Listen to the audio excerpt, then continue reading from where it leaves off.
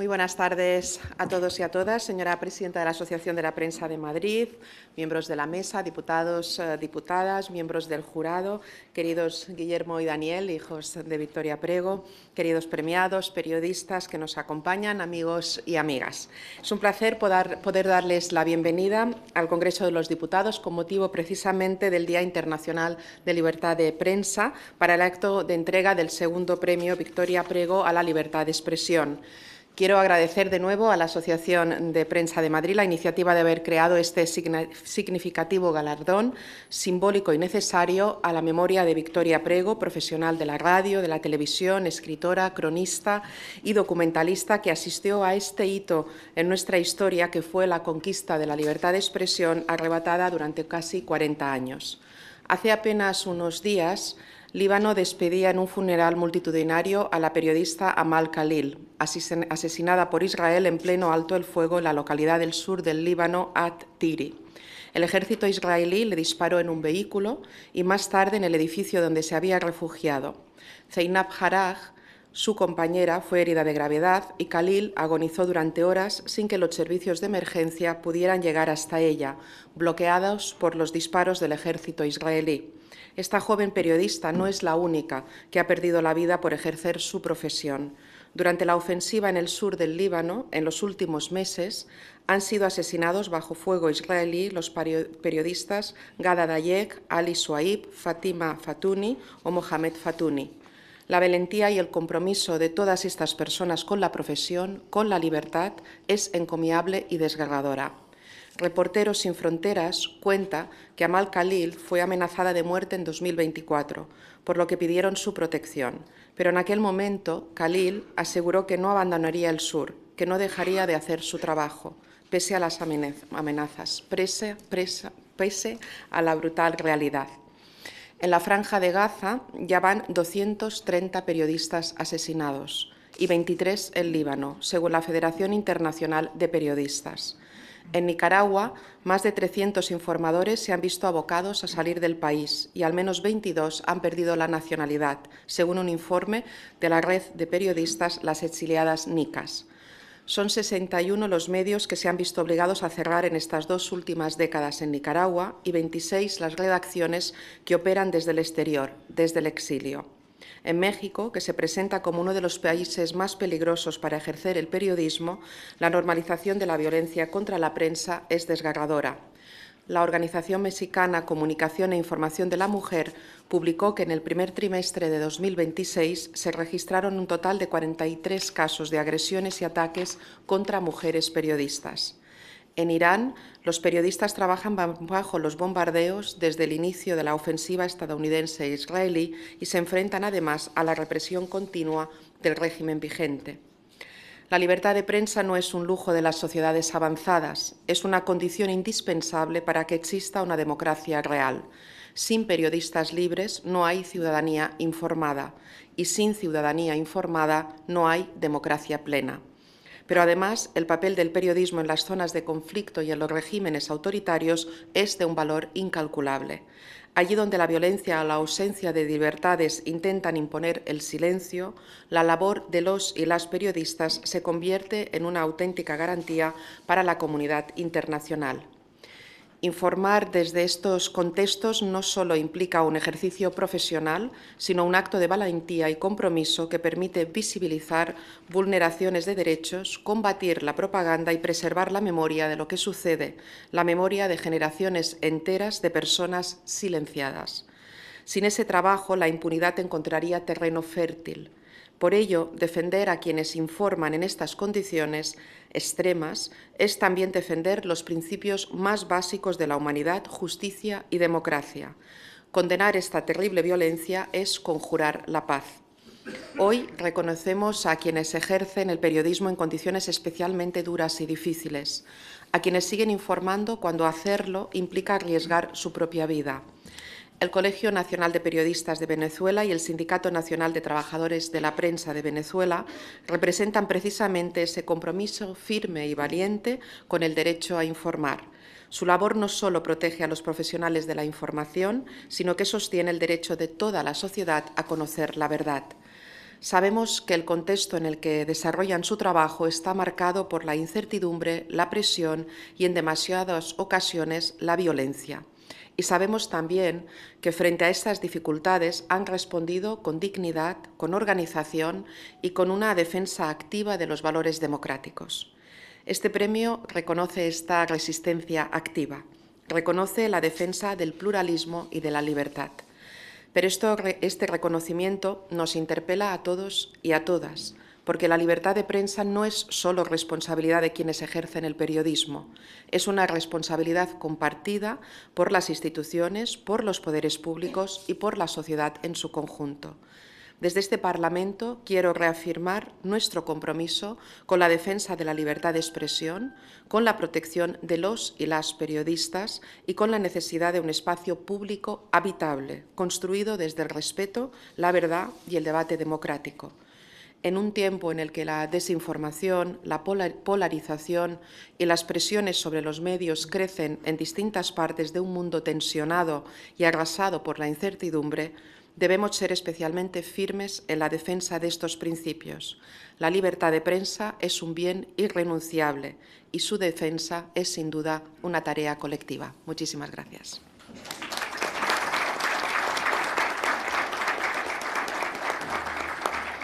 Tiene ahora la palabra María Rey, cuando quieras. Muchísimas gracias, presidenta. Gracias de corazón, en primer lugar, por abrirnos esta casa, que es la de todos, pero dejarnos que este sea el lugar en el que se acoge un premio que lleva ese nombre, el de la libertad de prensa, y otro más, el de una persona vinculada al periodismo político, al periodismo digno, responsable, comprometido con los valores de la democracia.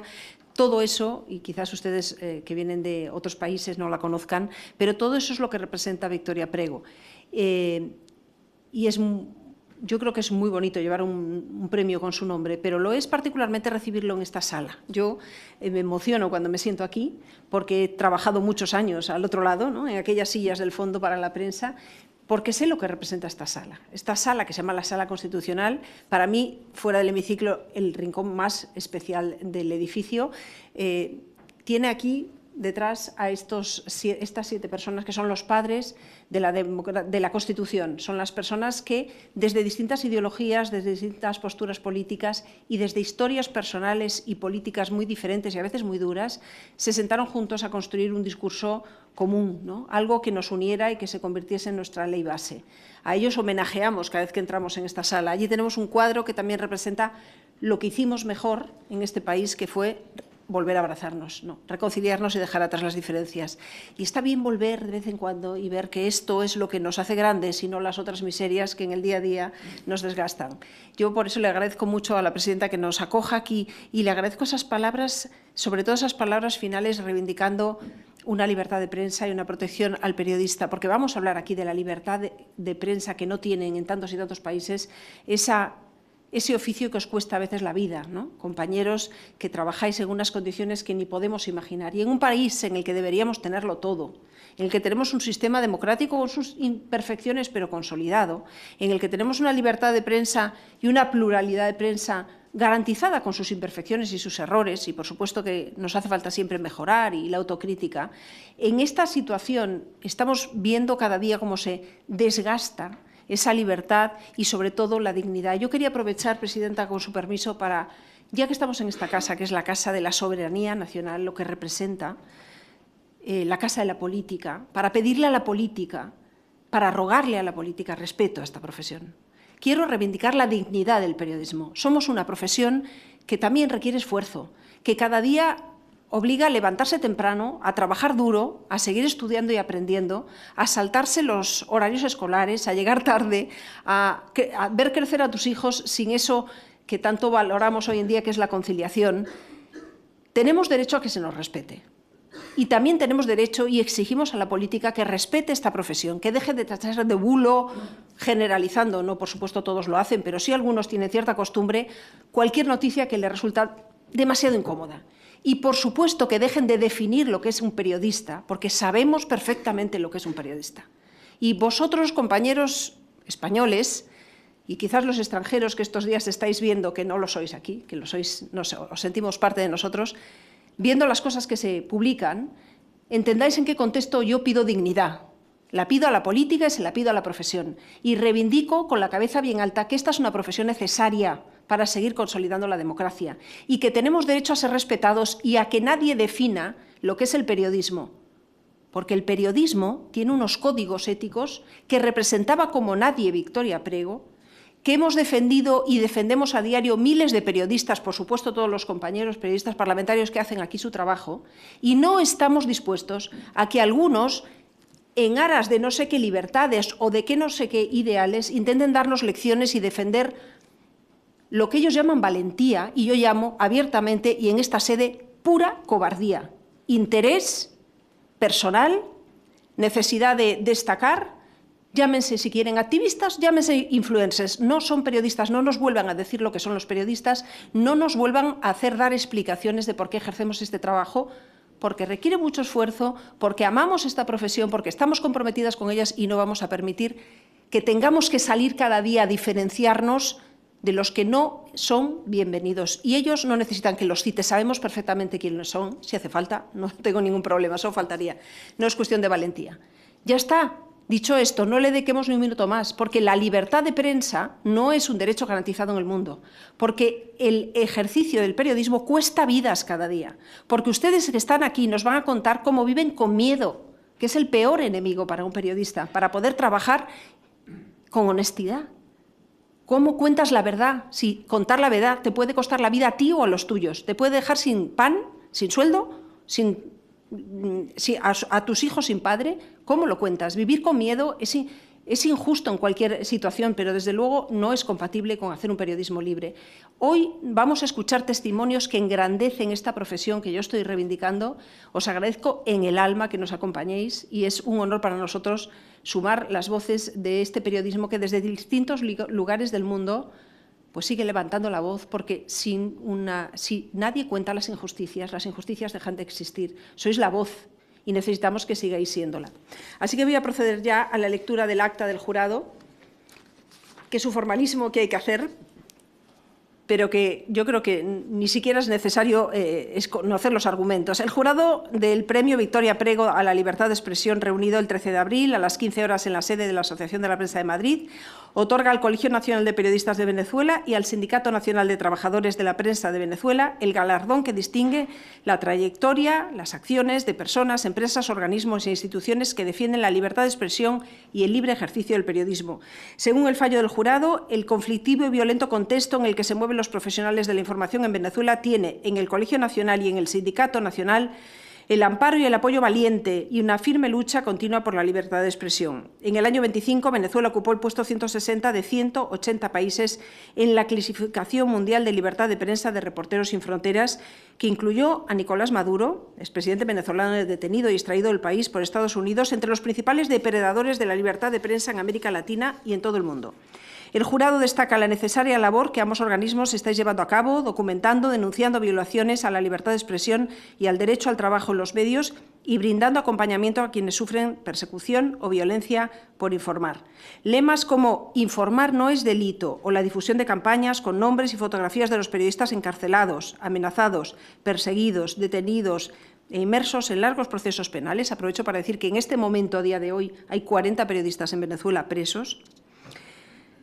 Decía que esas campañas que estáis haciendo contra periodistas a veces acusados por asociación para delinquir, instigación al odio, terrorismo, conspiración con gobierno extranjero o traición a la patria, pues este es el trabajo que hacéis cada día desde el sindicato y desde el colegio.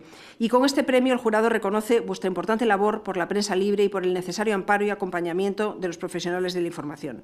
El jurado de este premio está formado por la Junta Directiva de la Asociación de la Prensa y junto a ellos Guillermo Santamaría Cruz Prego de Oliver, que nos acompaña, periodista, hijo de Victoria, y Javier Rivera, director general de Nueva Mutua Sanitaria, empresa patrocinadora de este galardón, a quien agradecemos, lo representa hoy Ignacio Mora, su apoyo y su compromiso también. Y a continuación vamos a proceder a la entrega de este galardón. Vamos a llamaros en nombre del colegio a Tinedo Guía.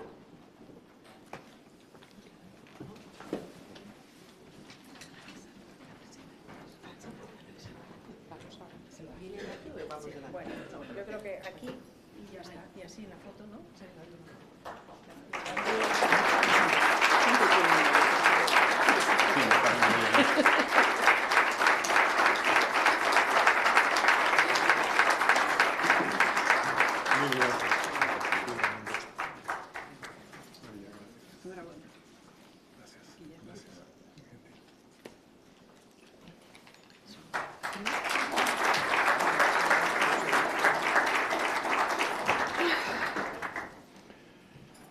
Bueno, el nombre de Victoria Prego significa para nosotros un espaldarazo muy importante en este trabajo de amor, de entrega por los derechos humanos fundamentales de toda persona. Decía Rudyard Kapuscinski que para ser periodista es necesario ser buena persona. Pero decía también que hay 3 plagas importantes que amenazan al mundo. Esa plaga es, la primera, el nacionalismo. La segunda plaga que amenaza al mundo es el racismo. La tercera plaga que amenaza al mundo es el fundamentalismo. Y que todas estas plagas creaban una posibilidad deshonrosa del comportamiento del ser humano en sociedad. Yo agregaría una más. No la dijo Rudyard Kapuscinski, la dice Tinedo Guía del Colegio de Periodistas de Venezuela. El autocratismo es otra plaga que infecta y enferma al mundo y a la sociedad. La actuación del periodismo buscando la información con esa verdad que se mantiene en ese empaque que es la noticia, desnudarla y entregarla a la comunidad, es un hecho importantísimo del ejercicio del periodismo. El proceso de investigación para lograr que se sepa la verdad periodística, no la filosófica, sino la verdad periodística, esa verdad que hace que el hecho fuera de lo común se convierta en noticia, es la labor de nosotros. La mayoría de los que reciben el voto popular para determinada función estatal, una gerencia política, una administración de los recursos de una república, a veces sienten que se les regala el Estado, que se les regala la nación. Y el periodista debe estar allí para llamar la atención, para el campanazo de alerta de decir, ojo, el camino no es ese, está dando pasos equivocados. Venga, porque su labor es generar con los recursos mejores hombres y mujeres en la república que usted representa como presidente o como vicepresidente o en la función pública para la cual haya sido elegido. El Colegio Nacional de Periodistas en este galardón siente que recibe todas las llamadas telefónicas de las madres y padres de los periodistas presos. Más de 40 periodistas están sujetos a presentación en tribunales porque no tienen libertad plena, sin haber cometido ningún delito. El único delito ha sido informar veraz y oportunamente, y hasta el derecho de pensar aparece conculcado cuando se trata de emitir una opinión. El periodista venezolano es un guerrero, como son los periodistas de Nicaragua, como son los periodistas de España, como son los periodistas de todo el mundo, que están buscando que sean respetados los derechos fundamentales del hombre y de la mujer. Y hay un derecho fundamental importantísimo que debemos respetar y propiciar además, que es el derecho a disentir, a estar en desacuerdo y a respetar la idea de quien está en desacuerdo y discutir ideas contra ideas, no ideas con cárceles, con amenazas o con vejaciones o con eliminación del trabajo, eliminación de los medios de comunicación. Más de 3.000 medios de comunicación han sido eliminados en Venezuela. Los periodistas no tienen dónde realizar su trabajo. Y concluyo con esto, el periodista trabaja en donde tenga la oficina, con el teléfono celular, con la cámara, con la libreta o con una cámara de grabación, en el lugar que esté. La ley del trabajo debe reconocer que el periodista, donde quiera que esté cumpliendo con su función, está haciendo su trabajo. Y ese espacio que pisa en las calles, en los lugares en donde se ejercen los poderes públicos, en las instituciones religiosas o empresariales, el periodista está cumpliendo con su trabajo porque esa es su obligación. Agradezco profundamente a la Asociación de Periodistas de Madrid, representados por su presidenta María Reyes, esta obligación moral de seguir el camino de informar, porque como lo dijo ella, nuestro lema es que informar no es delito. Muchas gracias.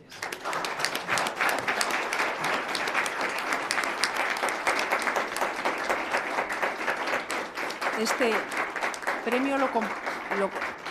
premio lo comparten dos organismos porque era la manera de asegurarnos que ningún periodista o profesional de la información quedase fuera de nuestro reconocimiento. Los dos estáis haciendo una gran labor y además trabajáis de la mano y además tenéis miembros que son del colegio al mismo tiempo del sindicato. En nombre del Sindicato de Trabajadores de la Información recoge el premio Sugelis Tejero e Ileana García.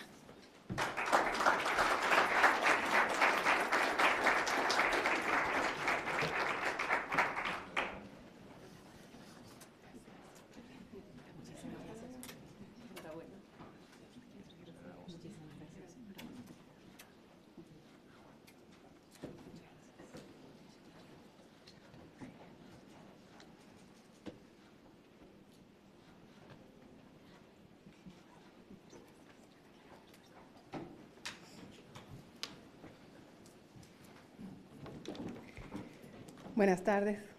Bueno, Ileana y yo estamos sumamente honradas de que el Sindicato Nacional de Trabajadores de la Prensa haya delegado en nosotras el recibimiento de este importante reconocimiento.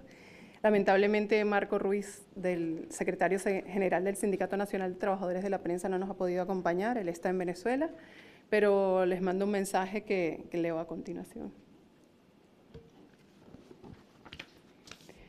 Doña Francina Armengol, presidenta del Congreso de los Diputados, doña María Rey, presidenta de la Asociación de Prensa de Madrid, autoridades, miembros del jurado, colegas, amigas y amigos.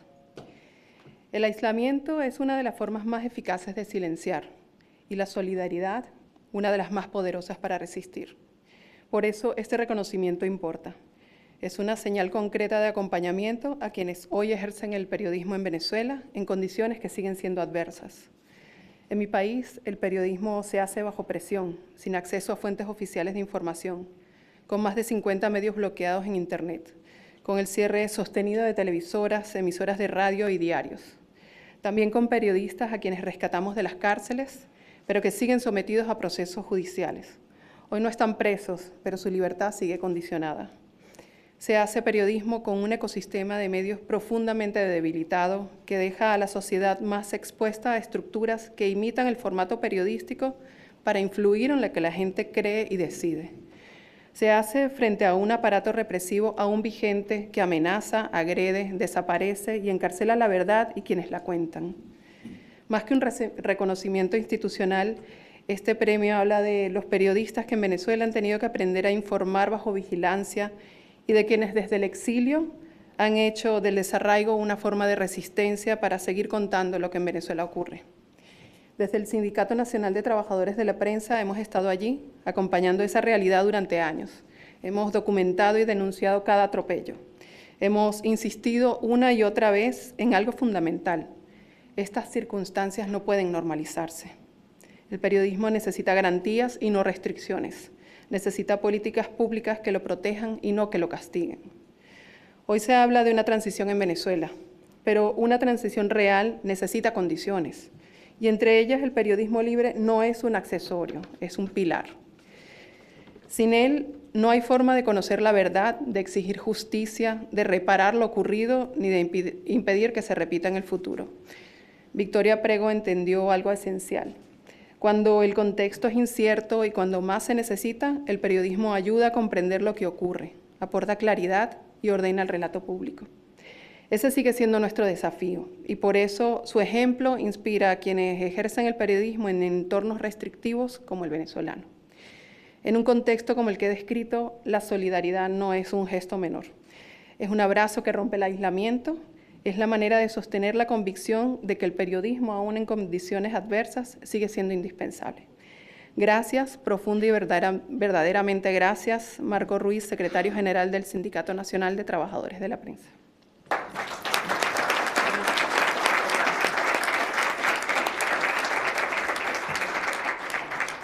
A partir de aquí iniciamos un coloquio en el que hemos invitado a una periodista venezolana, pero también un compañero de Nicaragua, a otro de Irán, a una periodista palestina, a una mexicana. Sumamos a nuestros premiados del año pasado en representación de Reporteros Sin Fronteras, que hacen una gran tarea también. Una reflexión sobre lo que podemos mejorar. Le agradecemos a la presidenta que nos haya acompañado. Ahora se suma a escucharnos mientras pueda, porque su agenda sigue, dentro de un rato se tiene que ir, más que disculpada. Muchísimas gracias, presidenta. Y cuando queráis ir acompañándonos, para introducir, ir contándonos cuáles son esas otras vivencias, ese día a día, porque la libertad de prensa es una quimera en muchos países, ¿no? Estábamos diciendo antes, la vida de un periodista en muchos lugares no vale nada y no siempre es el poder político oficial. Muchas veces es una estructura de poder oficiosa, que funciona como una mafia, un grupo de narcotraficantes, la inseguridad propia del país que hace más vulnerables a los periodistas que a otras profesiones. De eso es de lo que nos van a hablar ahora nuestros compañeros. En cuanto tomen asiento. Mira tú. María, ¿te molesta mucho si te hago verte? No, en absoluto.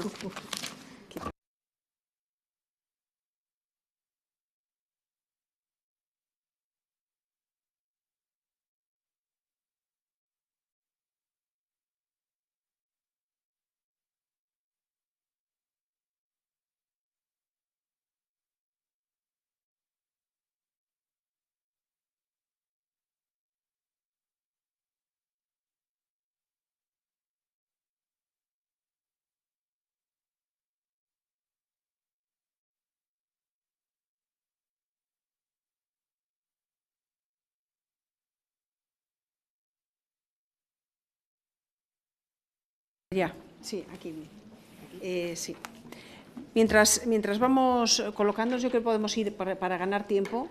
Le hemos pedido a cada uno que haya una introducción para explicarnos un poco el contexto en el que trabaja. Y en primer lugar, Rona Rísquez, periodista venezolana, cuando quieras. Listo, ¿ya? ¿Se escucha? Sí, se escucha. Buenas tardes, soy Rona Rísquez, soy periodista venezolana. Hago periodismo de investigación y principalmente me dedico a investigar actividades relacionadas con crimen organizado, violencia, grupos armados y violaciones a los derechos humanos. He trabajado haciendo periodismo en mi país durante más de 20 años y pues he vivido todo lo que ha sido este proceso de trabajar y hacer periodismo en un contexto que no es democrático.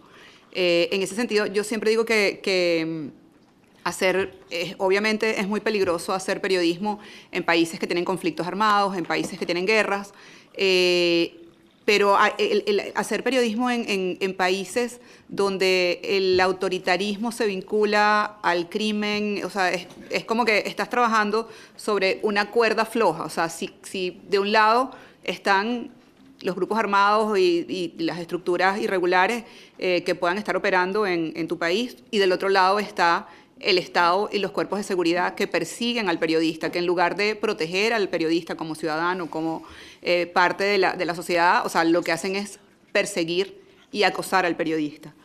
Entonces, eso es un poco el contexto en el que trabajamos los periodistas de Venezuela. O sea, no tenemos ninguna protección del Estado, pero no solo no tenemos protección del Estado, sino que además somos un objetivo, somos vistos como enemigos del Estado y somos atacados en consecuencia de todas las formas que el Estado ha podido. Y creo que ya en algunos de los discursos que dieron mis colegas, a quienes felicito además y agradezco su trabajo, pues han mencionado algunas de estas situaciones: represión, persecución, censura, cierre de medios, bloqueo de medios, criminalización del periodismo, o sea, una serie de acciones que pues sí limitan, obstaculizan el periodismo, pero como ven, seguimos aquí y seguimos haciendo periodismo, tanto los que están en Venezuela como los que estamos fuera de Venezuela, a pesar de ese contexto.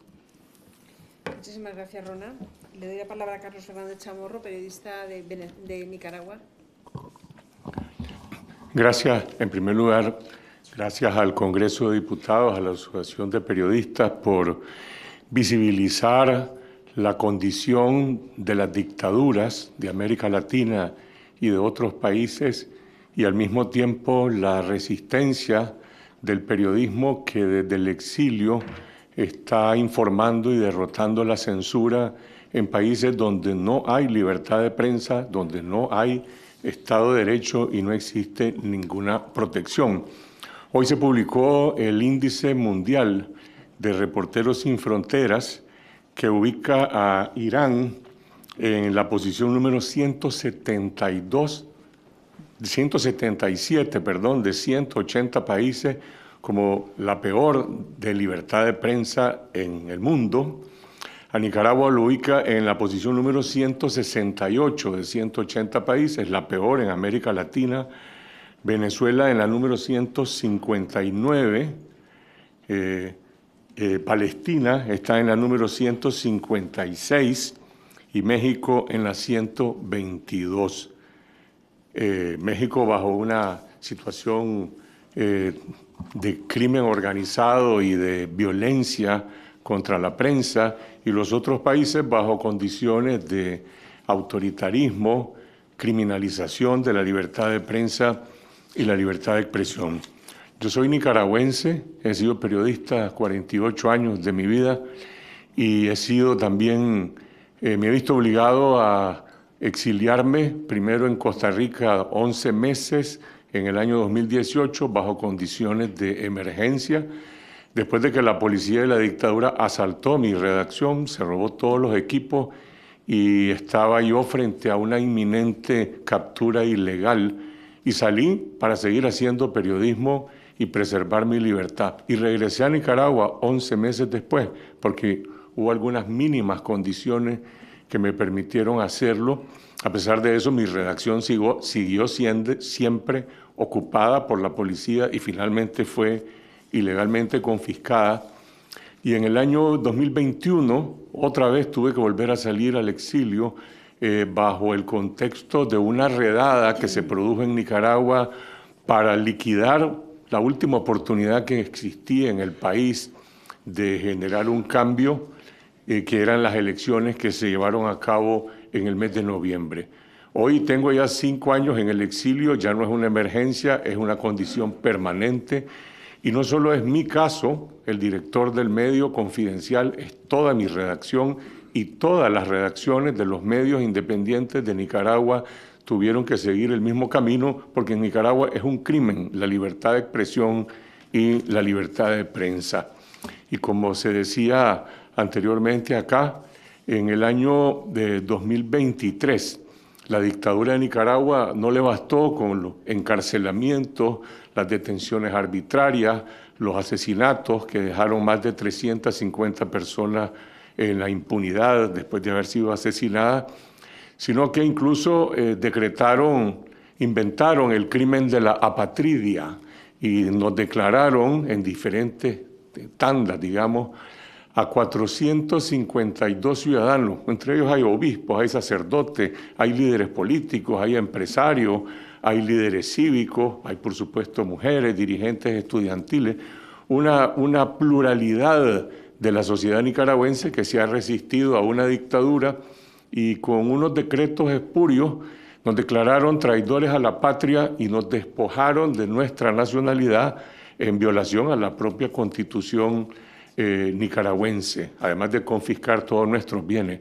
En ese grupo de los 452 habemos por lo menos como unos 25 periodistas. Y yo quiero aprovechar para agradecer aquí en este Congreso de los Diputados al Gobierno de España y al Estado de España, que tuvo un gesto extraordinario de solidaridad política y humanitaria con los apátridas nicaragüenses. Muchos gobiernos de América Latina y el mundo condenaron ese crimen, pero España tuvo el gesto de ofrecernos la posibilidad de aplicar a un proceso de obtener la nacionalidad española a través de un proceso de naturalización, y por lo menos 135 nicaragüenses nos ha sido otorgada la nacionalidad. Yo sigo siendo nicaragüense, aunque me despojaron legalmente de mi nacionalidad. Hoy también tengo la nacionalidad española por lo cual pues, me siento también orgulloso y orgulloso también de ese gesto de España. Y solo termino con esto. Decía, nosotros estamos en el último lugar de libertad de prensa en América Latina, Nicaragua, y sin embargo hoy en Nicaragua la prensa independiente desde el exilio está derrotando la censura. Nuestra audiencia, gracias a la tecnología y a la posibilidad de sobrepasar los bloqueos de Internet, está mayoritariamente en Nicaragua, y ese es un fenómeno que se repite en Cuba, en Venezuela y en otros países, y es el papel que juega la prensa en el exilio para resistir, para informar y para mantener vigente ese principio que los periodistas centroamericanos con el que nos hemos comprometido, y es que el silencio no es opción, ni el silencio, ni la censura, ni la autocensura.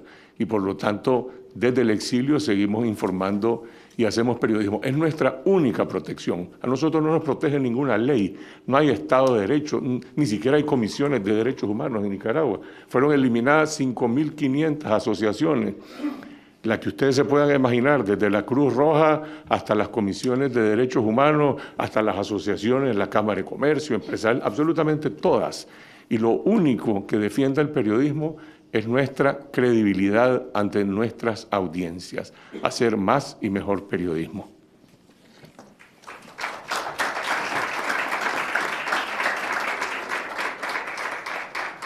Bueno, ahí vuestras experiencias nos hacen sentirnos muy orgullosos de compartir con vosotros este oficio, de estar acompañándoos. No nos une solo un idioma, los que están aquí puede ser su idioma materno o no, o lo habéis adquirido con el tiempo.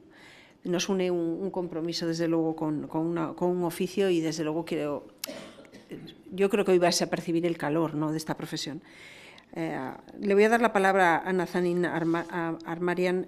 Hablaba de la lista de los lugares donde el periodismo está, la libertad de información está en peor lugar, que voy a decir de Irán, ¿no?, un país ahora mismo que además asediado por las bombas.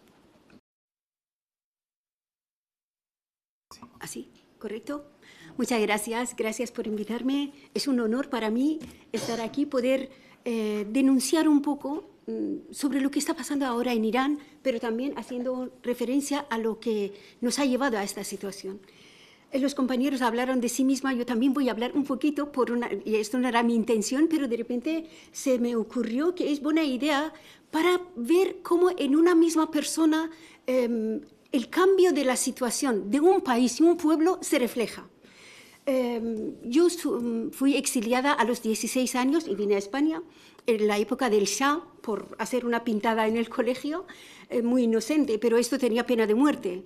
Entonces el régimen del Shah era una dictadura semilaica que solo mataba y perseguía a los que tenían actividades contra él. Si tú pensabas contra él no pasaba nada. Si tenías libros o cantabas, bailabas, eras mujer, podías trabajar, no pasaba nada.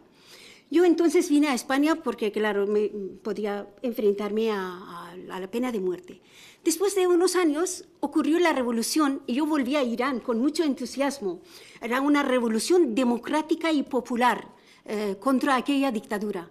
Lo que pasa, claro, nosotros éramos jóvenes y no teníamos conciencia de que los países como el mío, uno de los países más importantes del mundo en cuanto no solo por ser reserva de petróleo y gas, sino por la ubicación que tienen, que es vecino de China y Rusia, antes la Unión Soviética. O sea, geopolíticamente Estados Unidos no iba a dejar al pueblo iraní que ahí estableciera una democracia, que invirtiera el dinero de petróleo para el bienestar del pueblo. Y esto no iba a ser. Mira lo que está haciendo con una isla pequeña que es Cuba, que no tiene ni petróleo ni nada. Entonces, con mucho entusiasmo volvimos a Irán para reconstruir el país con tanto petróleo que teníamos y en la pobreza que el Shah había dejado. Porque ahora eso es muy importante, hacer referencia al régimen del Shah, porque aquí los monárquicos se han hecho fuertes en las televisiones públicas, aquí en España son portavoces del pueblo, además dicen que hablan por parte del pueblo, se han hecho muy fuertes y posiblemente serán la siguiente alternativa al régimen de los ayatolás. Entonces, ¿qué ocurre? Nosotros hacemos la revolución, derrocamos al Shah, lo que pasa, Irán tenía dueño, de repente viene Ayatollah Khomeini de Francia, de Francia. Viene de Francia con una artimaña entre las potencias grandes, porque no iban a dejar Irán en manos de las fuerzas progresistas. Ayatollah Khomeini, cuando llega a Irán, claro, nosotros, ahora que están los compañeros latinoamericanos, las fuerzas progresistas de Irán pensábamos que él representaba la teología de liberación islámica, porque en América Latina esto estaba en auge. Hablaba del pueblo, de los pobres, de los desheredados. Digo, este es el representante de esta tendencia. Pues la primera declaración que hace, la primera, no es sobre el reparto de la renta del petróleo, acabar con la pobreza. Baja la edad nupcial de las niñas de 18 a 8 años. Y luego acaba, esto era la primera medida, porque él quería un país islámico, no quería un país democrático, ni sin hambre, eso no era su problema. Él era enviado de Dios solo para islamizar un país que había dejado el Islam, según él. Entonces empieza la barbarie, las ejecuciones masivas, todos los que habíamos salido del exilio, habíamos ido del exilio o habíamos salido de la clandestinidad, volvemos a clandestinidad ante masivas ejecuciones. Solo en un verano, en el agosto de 88, ejecutaron a 50.000 iraníes, hombres y mujeres, la mayoría menores de 30 años, que eran estudiantes universitarios. Pero esto a los ojos del mundo, eso no pasa nada, no hizo nada, nadie cortó sus relaciones diplomáticas con Irán. Y esto continuó, llevan 47 años en el poder. ¿Y ahora qué ocurre? Justo en el momento que hacemos la última revolución, en el enero pasado, millones de iraníes nos echamos a las calles por el pan y la libertad, por la inflación galopante, por el robo de los recursos naturales de Irán. De repente Estados Unidos invade Irán, agrede Irán junto con Israel. O sea, el objetivo principal sí o sí era secuestrar la nueva revolución iraní, adelantarse a ella para que el próximo gobierno sea también elegido por ellos, por los de fuera. Y esto ya están tanteando. Antes de ayer Reza Pahlavi estaba en el Parlamento alemán. ¿Qué hace él en el Parlamento alemán si no representa al pueblo iraní? Lo derrocamos oficialmente. La situación ahora es gravísima en Irán. Aquí estamos también amenazados no solo por los islamistas, el régimen, la embajada, digamos, la embajada de la República Islámica, también por los monárquicos que aquí nos amenazan. A mí me han amenazado a muerte también ellos otra vez, pero se equivocan si piensan que nos van a callar, ¿no?, ante esta situación, cuando personas como yo que estamos aquí a salvo, vemos que ahí en Irán niñas de 14, 20 años se enfrentan con manos vacías a los guardianes islámicos, a la pena de muerte, a las ejecuciones, ¿no? Con el ataque devastador de Estados Unidos, lo que ha hecho es brutal. Ha devastado monumentos que eran de hace 6.000 años. O sea, lo que dijo Donald Trump de que acabamos con la civilización iraní, ¿sabe de qué habla? Porque ahí es una de las cunas de la civilización humana. Han destruido un puente que llevaba 6.000 años en pie. Es brutal, esto no se puede reconstruir. Además, luego las vidas humanas, ¿no? Justo un mes antes de que Estados Unidos atacara a las niñas de Minab, mató a 120 niñas.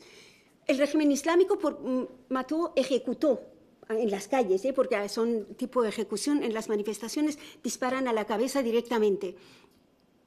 A cerca de 126 niñas y niños de entre 3 y 7, 10 años. O sea, que el pueblo iraní está atrapado entre la extrema derecha islámica que gobierna el país y la extrema derecha estadounidense y israelí que atacan al país. O sea, nos da igual quién nos mate. A esto me refiero, que los pueblos del mundo nos da igual si es la bomba de Estados Unidos o es la bomba patriótica nacional. No. La cuestión es que ahí hay un grupo de poderosos de las élites que se han unido. ¿Para qué?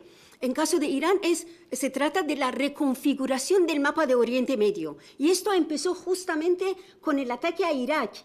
George Bush había preparado una lista de los países del eje del mal, todos países de petróleo y estratégicos. Acabó con Irak, con Afganistán, con Siria, con Libia, con Sudán, con Palestina, ahora, porque Palestina también tiene gas, tiene una reserva de gas en el Mediterráneo brutal, tenía. Ahora Israel se ha apoderado de su gas, del gas del Líbano, del gas de Siria. Claro, Irán era la única pieza del eje del mal de aquella lista que había quedado sin haber sido invadido. Y ahora toca Irán. Y van a atacar, ahora están preparando, otra vez han mandado otro portaavión. Este silencio es antes de la tempestad. Y lo que nos preocupa aquí ahora es el pueblo iraní, que está justamente bajo los ataques, las detenciones masivas y las ejecuciones del régimen islámico, y ahora más ataques de Israel y Estados Unidos, que por cierto, Francia también se ha apuntado, ya se ha apuntado para participar en el desbloqueo del estrecho de Hormuz, que quiere decir participamos en la guerra contra Irán. Yo agradezco desde aquí también la postura del gobierno español, que se ha desmarcado de este frente de guerra contra Irán y lucha por la paz. Esto es de agradecer. Yo creo que está en el lado correcto de la historia. Gracias.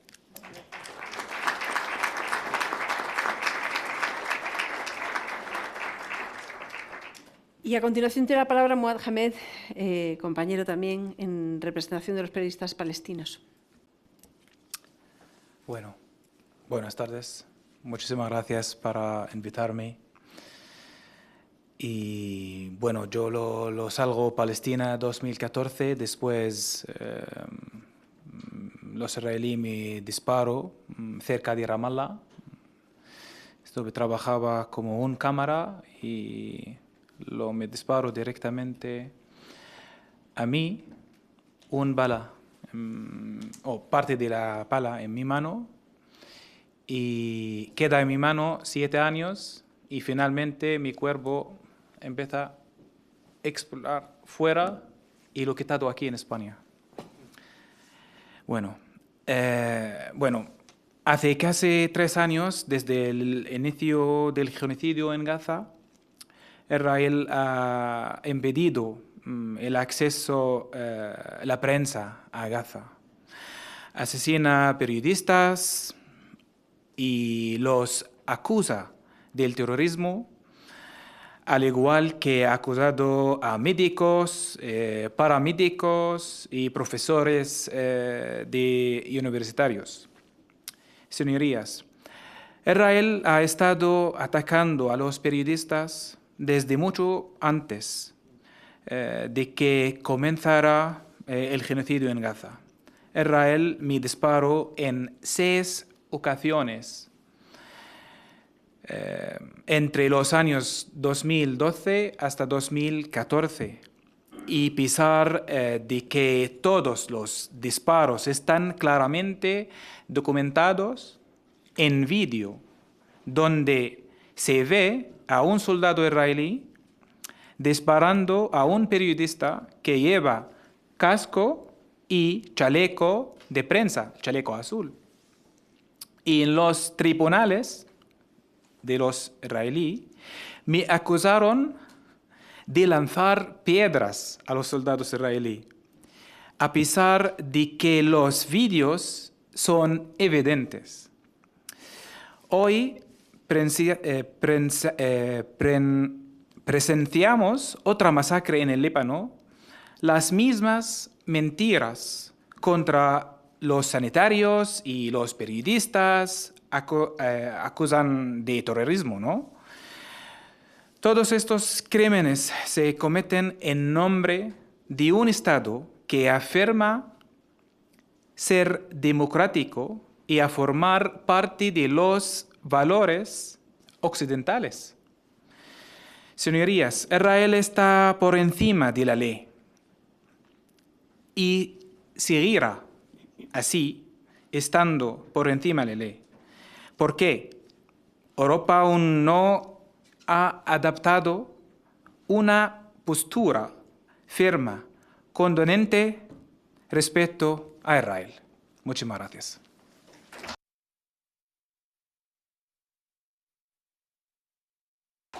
Lucía Lagunes es periodista mexicana. Lucía, cuando quieras. Muchas gracias. Gracias por la invitación. Gracias por estar acá y permitirme compartir con todos ustedes. Ya lo decía hace rato el colega nicaragüense, el lugar que ocupa México en el ranking de que mide Reporteros Sin Frontera. Y quiero empezar recordando que México no está en guerra,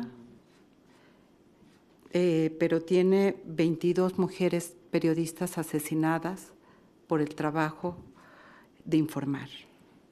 México es una democracia, pero cada día asesinan a 10 mujeres por el simple hecho de serlo.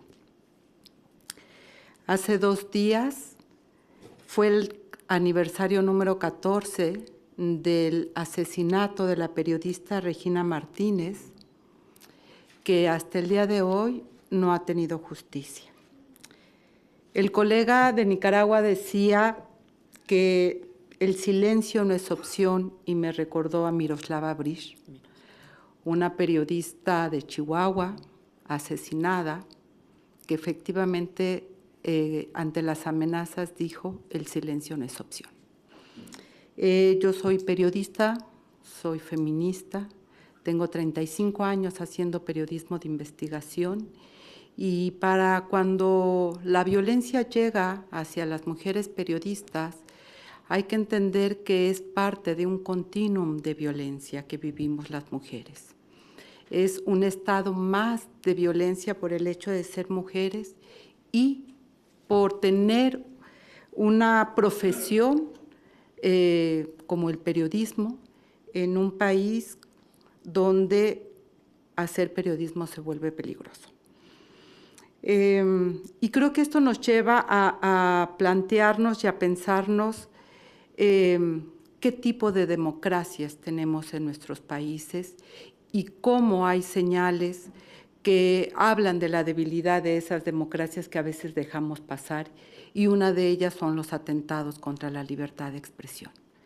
En México, la guerra contra el narco que declaró un presidente de la derecha, Felipe Calderón, desató precisamente en el territorio nacional una violencia que hasta el día de hoy no se ha detenido. Estamos hablando de prácticamente 2 décadas de guerra interna que estamos enfrentando en la sociedad. 133,000 personas desaparecidas y no estamos en guerra. Por primera vez, el Comité de Expertos de Desaparición Forzada ha activado el artículo 34 para México y no estamos en guerra. Me gustaría precisamente señalar que en el caso de las mujeres periodistas, además de este continuum, lo que encontramos es esta mirada misógina de la violencia contra las periodistas.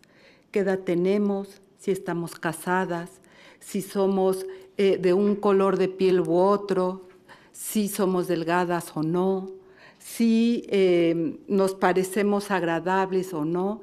Los ataques que se dan hacia las mujeres no tienen que ver con la labor periodística, sino con nuestro sexo. Y esta es una característica de género que marca doblemente a las mujeres periodistas, porque cuando tenemos la violencia enfrente y la estamos viviendo, déjenme compartir, compañeras y compañeros, que el gremio no se solidariza de la misma manera. Queda la duda de si de verdad a nosotras nos están atacando por nuestro trabajo periodístico o no. Y esa duda lo que genera es mayor vulnerabilidad a nuestro país. A nuestras personas. Finalmente, quisiera recordar que en México tenemos desde el año 2012 el mecanismo de protección para personas defensoras de derechos humanos y periodistas, que es un indicador del riesgo que corremos periodistas y personas defensoras, que necesitamos que el Estado tuviera que desarrollar un mecanismo para protegernos. Hasta hace 10 años decíamos que ese mecanismo había salvado vidas. Hoy no lo podemos decir.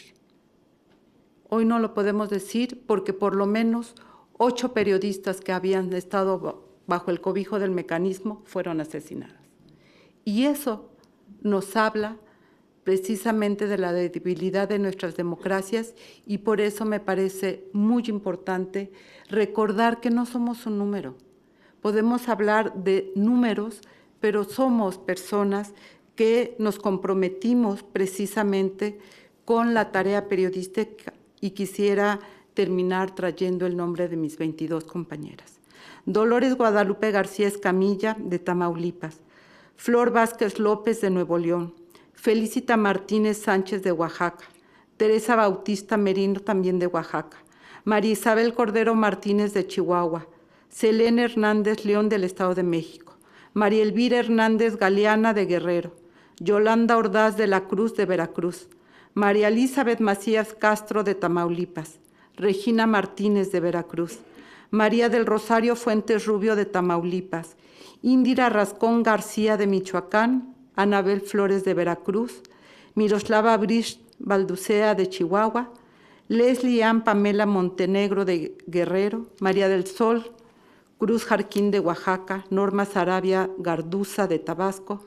María Elena Ferral Hernández, de Veracruz. Lourdes Maldonado López, de Baja California. Sheila Joana García Olvera, de Veracruz. Yesenia Aurora Mollinedo Falconi, de Veracruz. Y Avix Douglas, también de Veracruz. Todas ellas nos hacen falta. Gracias.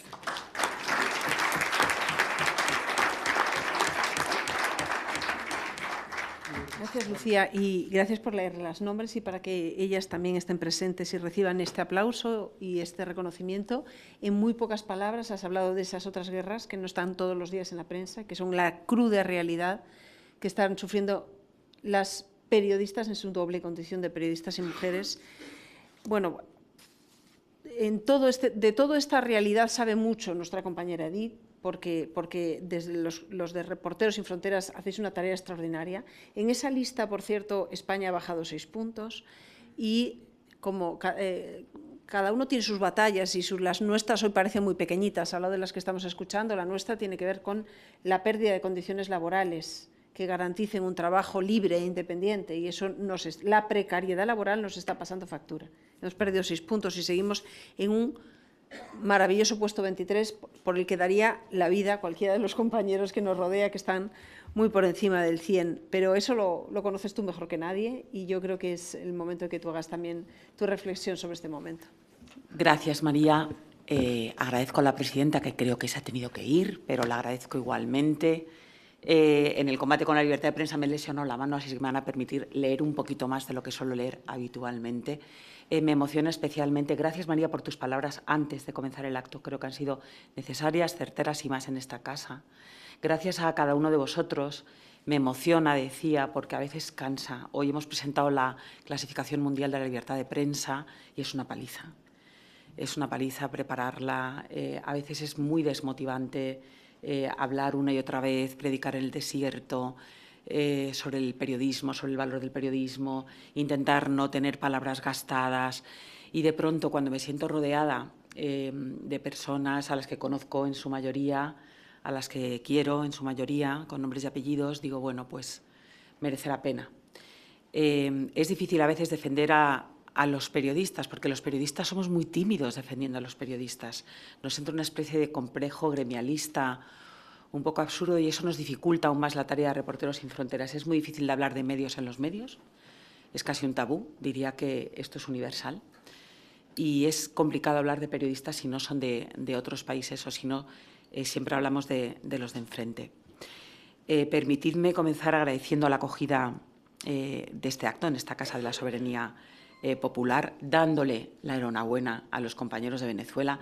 Ya tocaba, fuisteis siempre unos y otros u otros, estuvisteis en el corazón de la candidatura de Reporteros Sin Fronteras, que tuvo el honor de ser RSF España la primera premiada con el premio Victoria Pregó. Como habéis comentado casi todos, el próximo 3 de mayo se celebra el Día Mundial de la Libertad de Prensa y lo hemos adelantado porque se avecina un puente, creo que somos los únicos que estamos aquí haciendo algo hoy en Madrid. Se avecina un puente largo y decidimos a nivel global adelantarlo hasta hoy. Como decía María, el titular ha sido brutal, lo llevamos manejando unas semanas y en este caso sí el adjetivo brutal viene a cuento, no tanto como se usa habitualmente. Más de la mitad de los países del mundo, el 56% se encuentra hoy, como en esta mesa, como los representantes de esta mesa, en una situación difícil o muy grave. Esto es en rojo en nuestro mapa.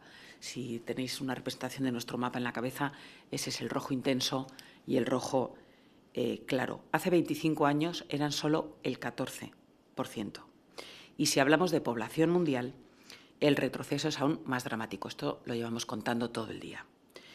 Hace 25 años, el 20% de la población mundial vivía en países con buena libertad de prensa, con calidad de libertad de prensa. Hoy, apenas el 1%. Y ese 1% se concentra aquí, prácticamente aquí, en este islote en el que vivimos, no sabemos si una ficción, un lujo, cuánto durará, que se llama Unión Europea. Las personas, los compañeros, compañeras que hoy nos rodean, encarnan esta realidad.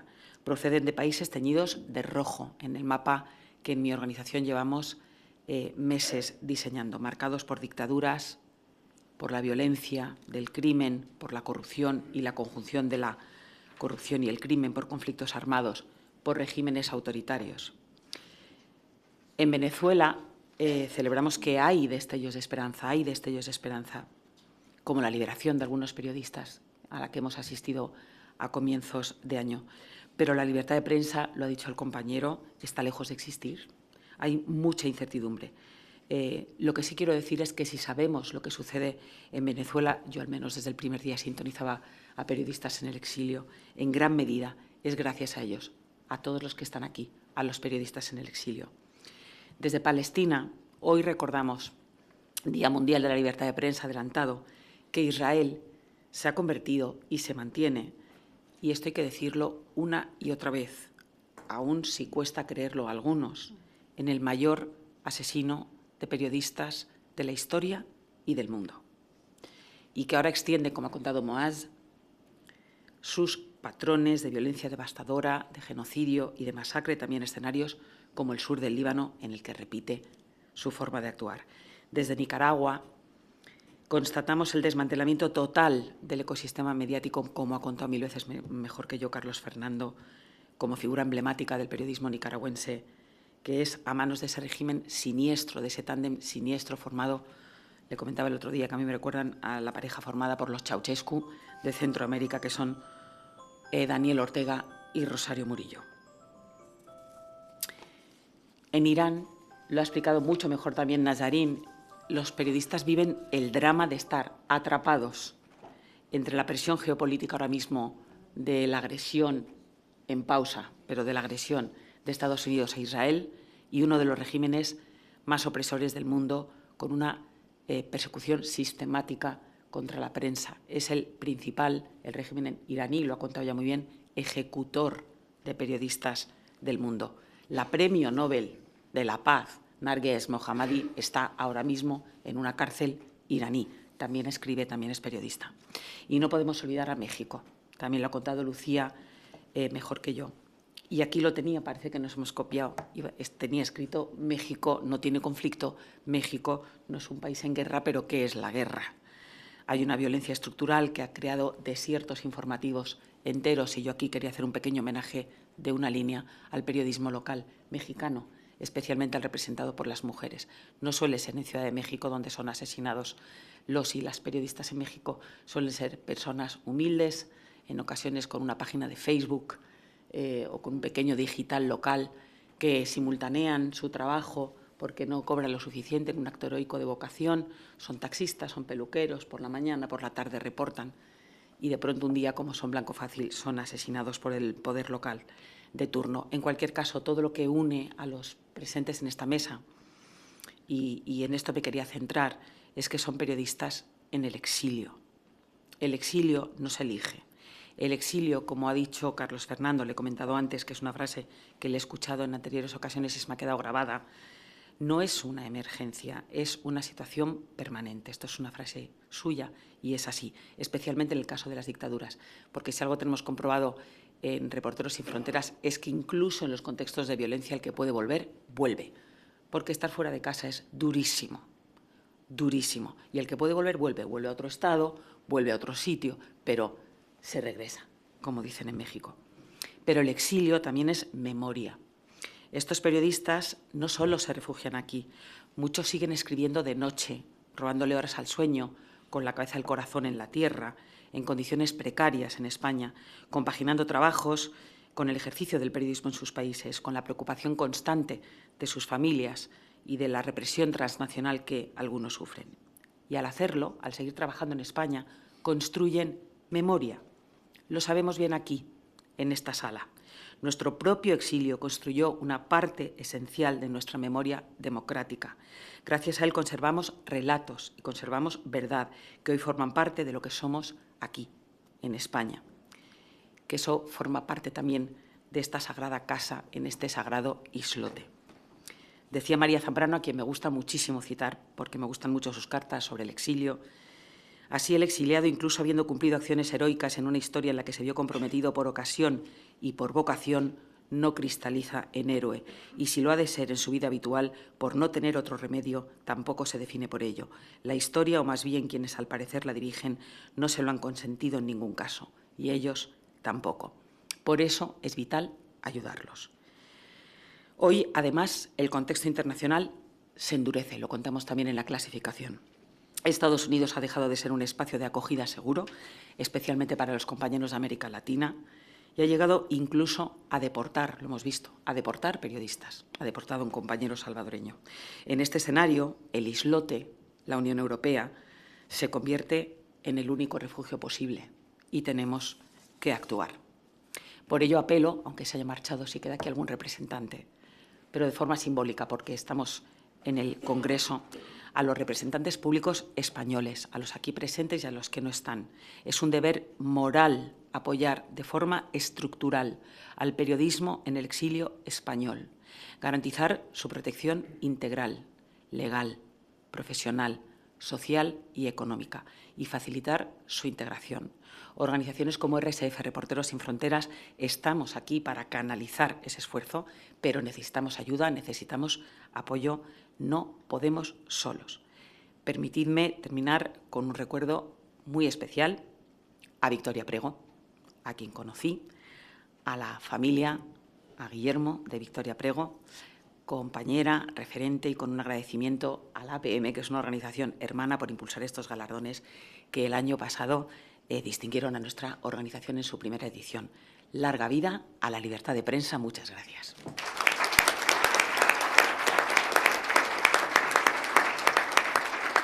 Yo os agradezco a todos las intervenciones, cada uno con su pequeña aportación, o grande, porque son todas muy grandes, y su experiencia y su reflexión. Nos habéis aterrizado mucho en una realidad mucho más compleja de la que vivimos cada día, cuando a veces nos ahogamos en pequeñas miserias, ¿no? Porque lo nuestro, la verdad, son pequeñas miserias, porque vivimos en islote y tenemos unas condiciones laborables que, aunque tenemos nuestras batallas y tenemos que darlas, no son comparables en absoluto. Yo sí que esa reflexión que hacía, yo creo que era Tinedo al principio, ¿no? sobre el papel, o no sé si vosotros desde el sindicato, el mensaje que nos habéis dejado de que la solidaridad es fundamental, es un empuje. Y esta reflexión que hemos hecho antes también sobre este miedo, este temor que tenemos los periodistas a hablar de nuestro oficio, cuando nuestro oficio no es hablar de nosotros mismos, sino es hablar de un elemento, una pata fundamental de las democracias y de las libertades. De un artículo de nuestra Constitución, no estamos hablando de cualquier cosa. Me gustaría que no perdiéramos nunca la conciencia de lo necesarios que somos en esta red que creemos entre todos para seguir apoyándonos.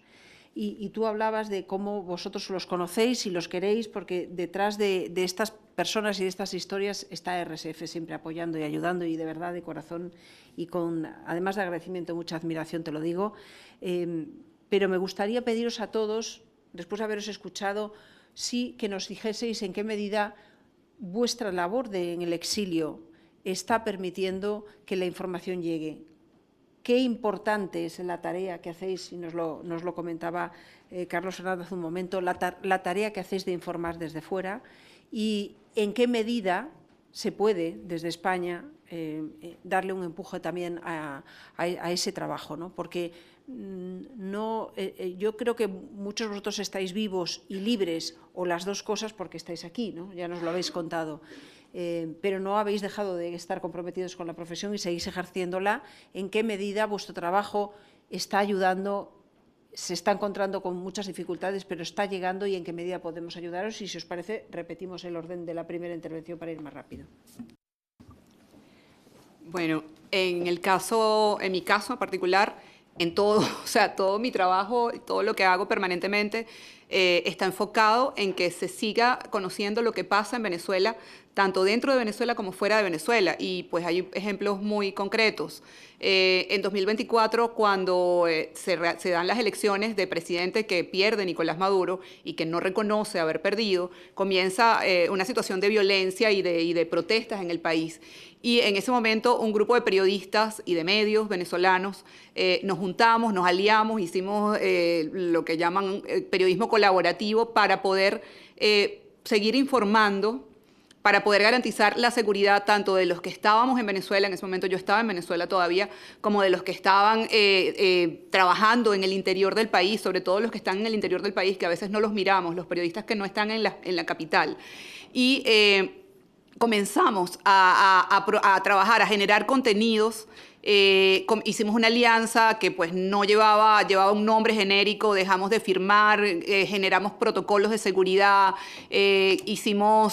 buscamos la manera de que hubiese una diversidad en los medios que estábamos trabajando en esto para que el alcance fuera todavía mayor. Hicimos una alianza también con una organización colombiana, Conectas, que nos apoyó difundiendo los contenidos fuera de Venezuela. Generamos unos avatares con inteligencia artificial que eran periodistas y leían las noticias que nosotros habíamos conseguido, que habíamos elaborado. Incluso con estos avatares ganamos el año pasado el premio Rey de España acá.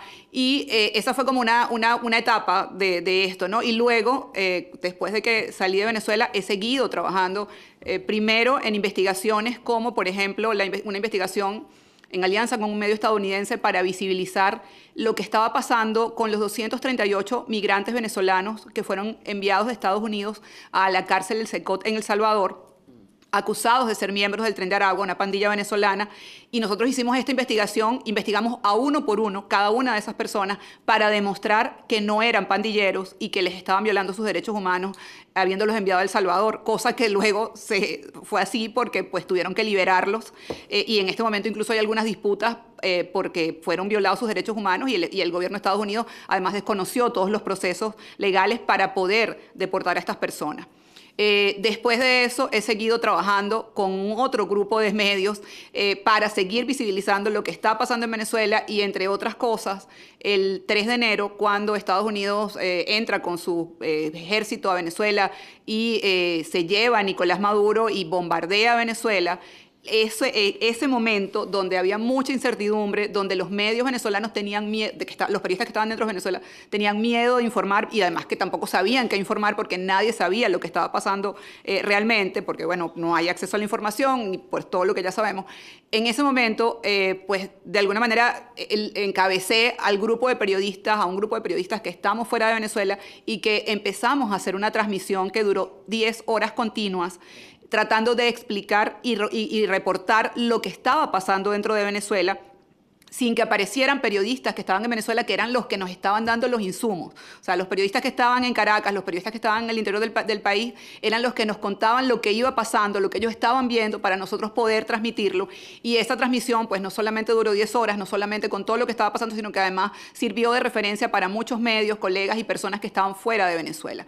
Y ese ha sido el trabajo que hemos seguido haciendo y seguimos en este momento trabajando en investigaciones, por ejemplo, investigaciones que tienen que ver con visibilizar quiénes fueron las víctimas de los bombardeos a las embarcaciones en el Caribe, que también hizo el gobierno de Donald Trump. Entonces, bueno, seguimos haciendo periodismo para contar lo que pasa en Venezuela, sobre todo en este momento donde estamos en un contexto que yo llamo, no estamos en la dictadura que teníamos con Maduro, pero tampoco estamos en una democracia, y yo no sé si estamos en una condición, no diría que peor, pero mucho más confusa e inestable, que es como un pantano donde tú no sabes dónde vas a pisar. Y en ese contexto seguimos trabajando y apoyando a los colegas que están en Venezuela.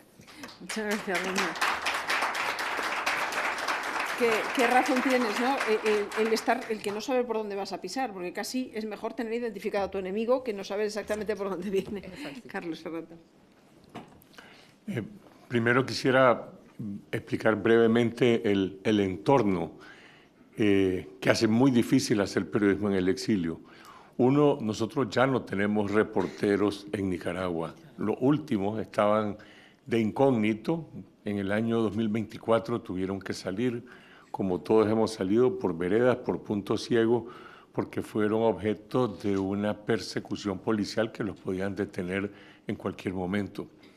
Entonces no tenemos periodistas, pero tenemos fuentes y tenemos colaboradores. Y esas fuentes también están criminalizadas. Es decir, en Nicaragua no hay libertad de expresión, con decir que hasta los sacerdotes son espiados en sus prédicas, en las iglesias, y las procesiones religiosas están prohibidas.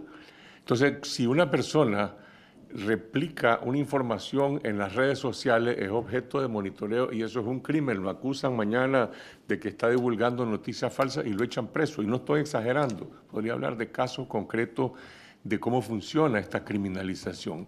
Entonces nosotros tenemos que proteger a nuestra fuente, garantizarle a nuestra fuente que la comunicación que vamos a establecer es segura y que no van a ser objeto de espionaje, ni tampoco nosotros nunca vamos a exponer a ellos sus condiciones de protección y de seguridad.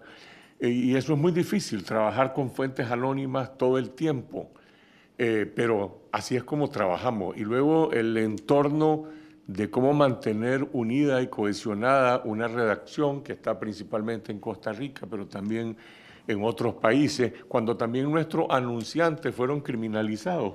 Es decir, nosotros teníamos, por decir algo, 30 anunciantes de diferentes marcas y hoy nos queda uno. ¿Por qué? Porque si alguien se anuncia en un medio que está criminalizado por el Estado, esa empresa va a ser objeto de represalias. Entonces, el sostenimiento económico de un emprendimiento de este tipo es muy demandante y se requiere, evidentemente, apoyo de nuestras audiencias, innovación y, por el otro lado, apoyo de organizaciones internacionales que apoyan el periodismo. Dicho todo eso, pues si yo abro hoy la página de Confidencial, hay una historia sobre, curiosamente, el incremento de la migración de nicaragüenses a España, que se ha convertido como el tercer país de destino de los nicaragüenses que han mirado históricamente hacia Estados Unidos. Costa Rica y España es el tercer país que también es lugar de envío de remesas a Nicaragua. Hay una historia de corrupción sobre cómo se está gestando en el Ministerio de Hacienda un mecanismo para centralizar las compras del Estado y eso está directamente controlado por un mecanismo de centralización. Hay una historia de los campesinos nicaragüenses que trabajan en Costa Rica sembrando en tierra ajena porque no tienen tierras propias. Y yo diría que la historia que tiene más impacto en la opinión pública nicaragüense tiene que ver con la corrupción, con la degradación de este sistema, la corrupción, la fusión de lo público y lo privado, y de ese sistema, usted decía que son los Ortega Murillo, son los Ceausescu. También uno podría decir que es la historia de la viuda de Mao Zedong con Mao Zedong en vida, que es Rosario Murillo, la copresidenta de Nicaragua, de acuerdo a la Constitución, que manda con el copresidente Daniel Ortega, que tiene una fusión simbólica.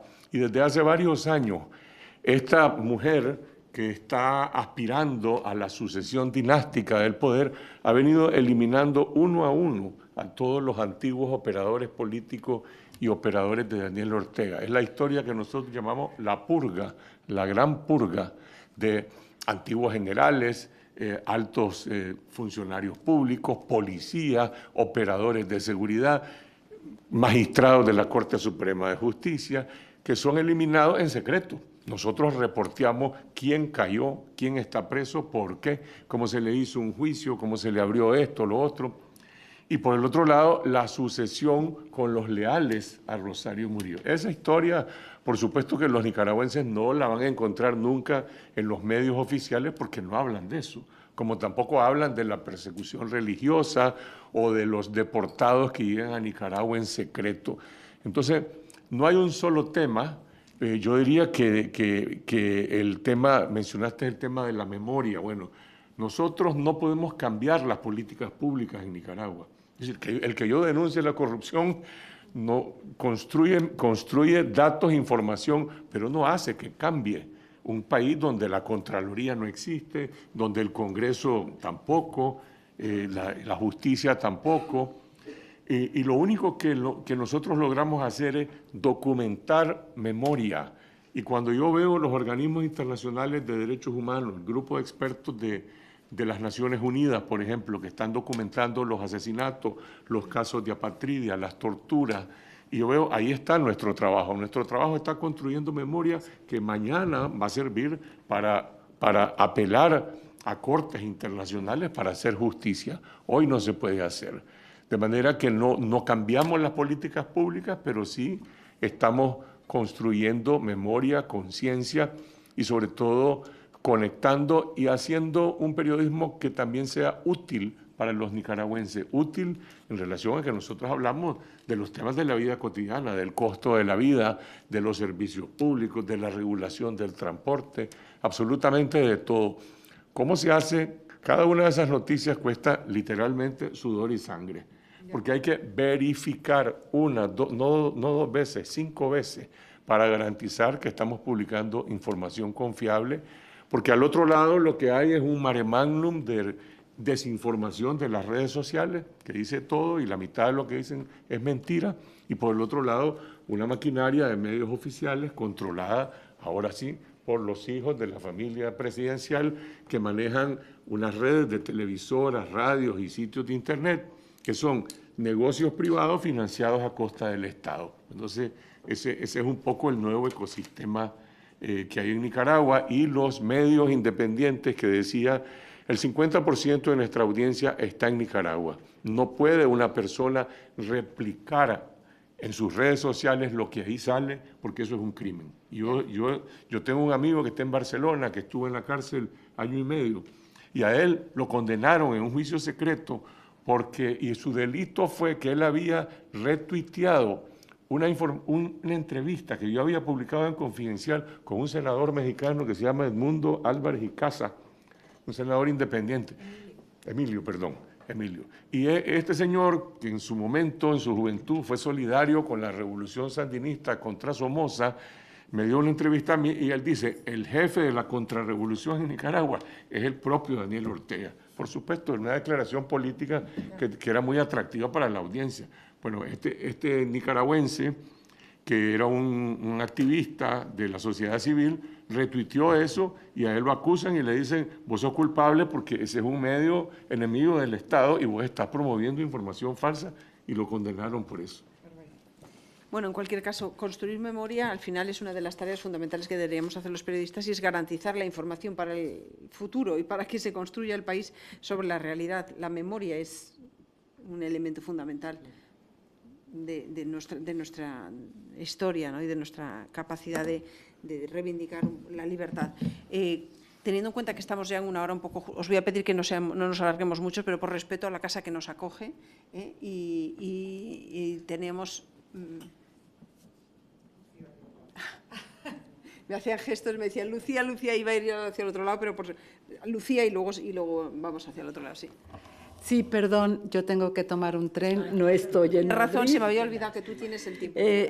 Tengo que estar en Barcelona, y bueno, esto me da pie, primero, bueno, agradecerles y explicar por qué me voy a parar de la mesa, lamento muchísimo, porque yo voy a regresar en poco tiempo a México, ¿no? Bueno, además de Barcelona, tengo que afortunadamente regresar a México. Estoy acogida por un programa en Cataluña que es acompañado por el Ayuntamiento de Barcelona y con la Taula per Mèxic, que cada 6 meses recibe a periodistas mexicanos con un nivel de riesgo o un desgaste por precisamente el entorno violento que podemos vivir. Entonces, a diferencia de mis colegas que están en el exilio, yo les diría que este tipo de programas que se tiene, como el de Barcelona, lo que permite es que periodistas que vivimos bajo el acecho, la violencia, el desgaste, podamos tomar un respiro para poder regresar a nuestro trabajo y seguir haciendo el trabajo periodístico, porque ese es el compromiso que tenemos, ¿no? Venir a esta estancia y poder regresar. Eso no quiere decir que en estos 6 meses estamos sin hacer periodismo, ¿verdad? Continuamos haciendo nuestra labor y Edith lo decía, en el caso de México, en promedio las periodistas tenemos que tener más de un empleo, ¿no? Porque del periodismo no vivimos.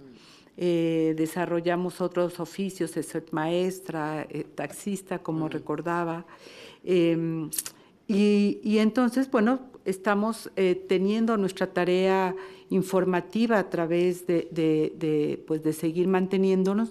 Y en mi caso concreto, además de ser periodista, la organización en la cual desarrollo mi tarea periodística, y es una agencia feminista que cumple 36 años de existencia, que no es cualquier cosa, y cuando escuchaba a Carlos, pues sí sé de lo que significa sostener un medio.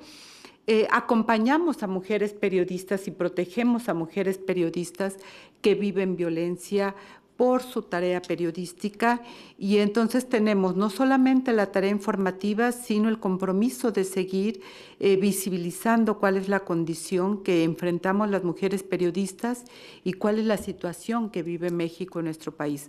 Porque a veces el discurso puede sonar muy bien hacia afuera, sobre todo el discurso oficial, de hablar mucho de las mujeres, pero algo que nos parece fundamental es poder investigar en qué se sostiene ese discurso.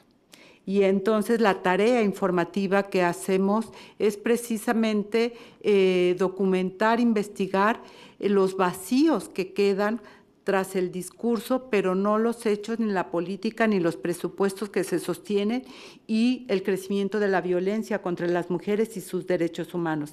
Y eso es el compromiso que seguimos manteniendo. Muchas gracias por el espacio, muchas gracias por la escucha. Muchas gracias a ti por participar. Hasta luego. Y buen viaje de vuelta, gracias. Y ahora sí le doy la palabra, siguiendo el orden, al que no me había olvidado yo del horario de Lucía Nazanín, cuando quieras. Pues esta tarea, la nuestra, los iraníes ahora, es bastante complicada. ¿Por qué? Porque durante muchos años, tanto el régimen como parte de las fuerzas progresistas de España y Latinoamérica y el resto de los países europeos, construyeron una idea del régimen de Irán como un régimen antiimperialista, antisionista, progresista, y que, bueno, son ayatolás, pero hay que apoyarlos. Es mejor que cualquier otro. Claro, luchar contra eso porque es absolutamente erróneo, la mirada es falsa. Por un lado es esto, parece que Estados Unidos está atacando a un régimen progresista popular en este momento. Por otro lado, los partidarios de Reza Pahlavi, que son los únicos de la oposición, porque en el caso de Irán hay una oposición progresista, hay una oposición reaccionaria. Los reaccionarios son los Reza Pahlavi, que quieren volver a la época anterior.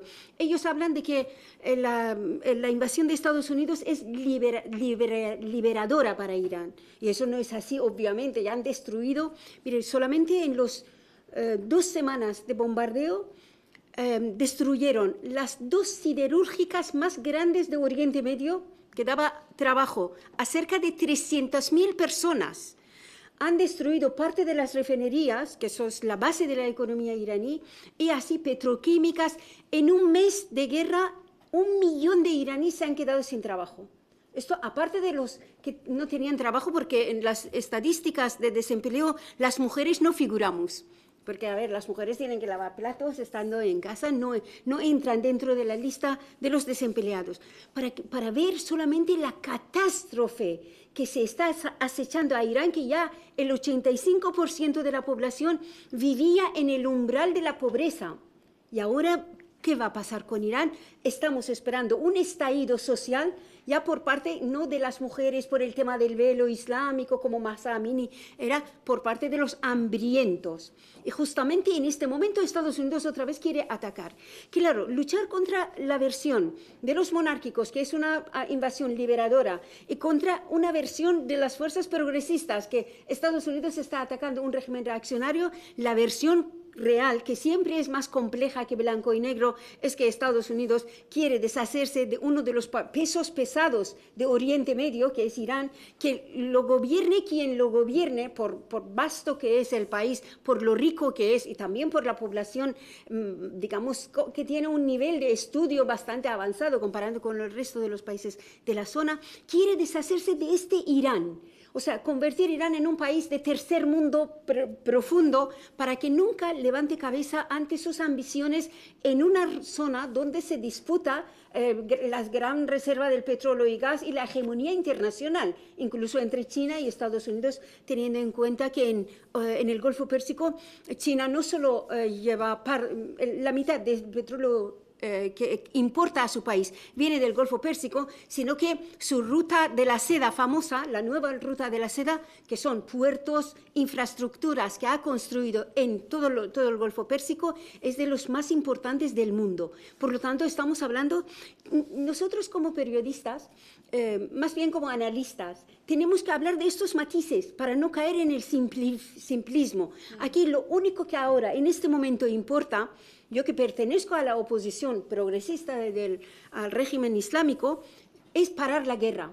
O sea, parar la guerra es lo primero, no es derrocar al régimen, que esto ya lo haremos nosotros los iraníes. Esto no es tarea de Estados Unidos, no le incumbe el régimen que hay en Irán ni el futuro régimen que debe haber. Y esto, claro, teniendo en cuenta esta situación en España, que es muy difícil que cuele este discurso. Tenemos esta dificultad, pero insistimos en esto.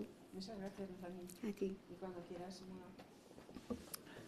Bueno, yo como periodista palestino, cansadísimo de ser un periodista, de verdad. Y si me pregunta ahora, ¿qué quieres? Bueno, yo quiero ir a la montaña, comprar cabras y estar ahí, desconectado. Es que, ¿sabes qué? Yo trabajo con una televisión como corresponsal aquí en España. También hago fuera. Ha cubrido la guerra en Ucrania, la crisis de los refugiados en Polonia, etcétera, etcétera. Y veces yo trabajaba en el newsroom en Qatar, nuestra televisión está en Qatar, ¿vale? Yo trabajaba allí y trabajaba en un estudio para hacer el blur, ¿sabes? Para blurrear los cuerpos de los niños cada día, por meses.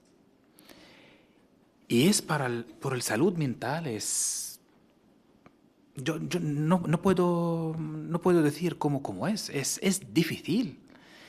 Yo, ¿cómo puedo ir a mi casa, dormir con mi familia, al lado de mis niños?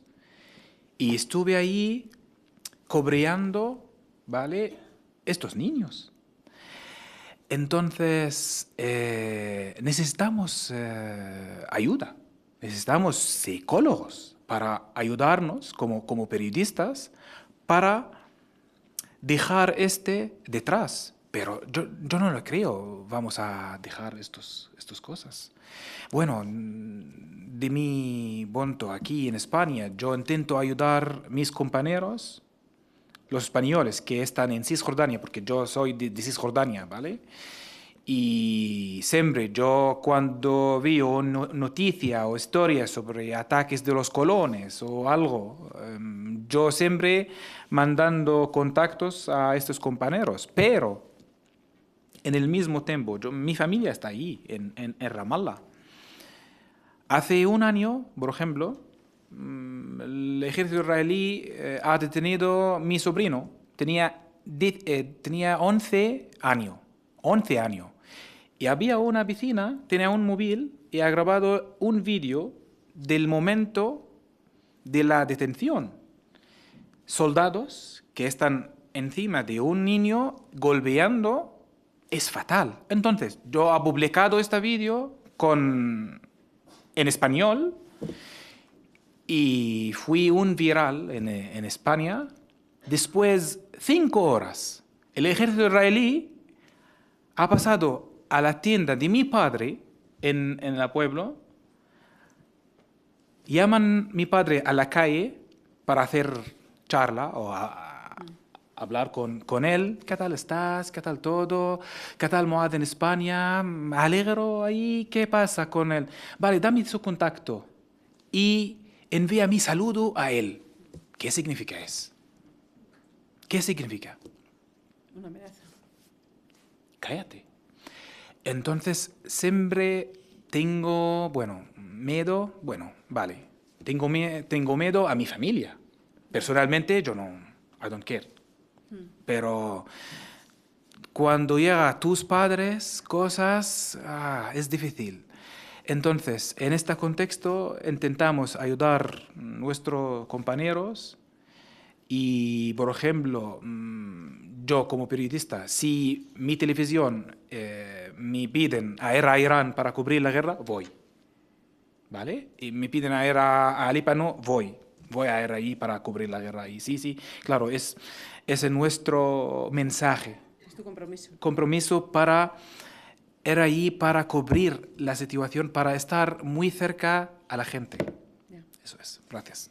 Si las guerras no se cuentan, no existen, ¿no? Entonces, si las has vivido y sabes lo que es el sufrimiento, y yo creo que lo has descrito también, cuando es necesario día tras día cubrir esos cuerpos por respeto, porque ya están muertos, pero tienen dignidad, aunque sean muertos. Te voy a dejar el turno de cierre para que tú hagas la reflexión sobre lo que podemos aportar y lo que podemos hacer, porque conoces mejor que nadie estas situaciones. Y muy cortito, que nos tenemos que ir de puente. Hoy ha sido una pregunta muy repetida, ¿no? Muy reiterada en todas las entrevistas que hemos dado y cuál es la solución, incluso ante lo que pasa en España, de este tema de los que has mencionado y sobrevolado, y que también me apetece que sea tabú porque no me apetece hablar de ellos, ¿no? Y claro, es complicado porque dices, ¿y qué hacemos? Yo cada vez creo más que el mundo se está maniqueizando entre buenos y malos. O sea, aquí hay una internacional del bien y una internacional del mal, para retomar un poco la terminología antigua. Aquí cada vez somos más transversales y creo que hay gente que quiere lo mismo y gente que quiere lo mismo. Y entonces, en el islote, o nos ponemos de acuerdo para defender, no con una forma tan buenista como hemos hecho hasta ahora con palabras, sino con medidas, y lo siento, con dinero, con financiación, con medidas, hablando de periodismo y exilio, a los periodistas que están heroicamente ejerciendo de contrapoder para mantener la democracia en sus países, luego en el mundo, luego están obrando en favor del bien, así de claro, o cuidado con el islote. Lo hemos visto en Estados Unidos. Entonces, los medios españoles que lo piensen, que se lo piensen también, que pueden aportar. Yo echo mucho de menos a los compañeros latinoamericanos en los medios españoles. No sé por qué tienen que estar confinados, resignados a trabajar para sus propios medios. Creo que son extraordinarios periodistas, especialmente de investigación. El periodismo español tiene muchísimo que aprender del periodismo latinoamericano. Decía García Márquez que se sabía todo del crimen organizado, porque lo ha contado el periodismo latinoamericano. No se sabe nada del crimen organizado en Estados Unidos porque el periodismo americano no ha contado nada del crimen organizado en Estados Unidos. Lo han contado todos los periodistas latinoamericanos.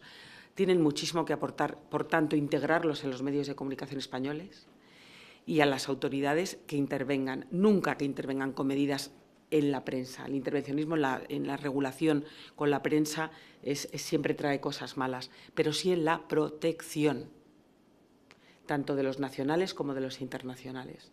Y creo que es un momento crítico, así que, aunque sea un grito lanzado al aire, conjurarnos un poco en favor de esta doble protección.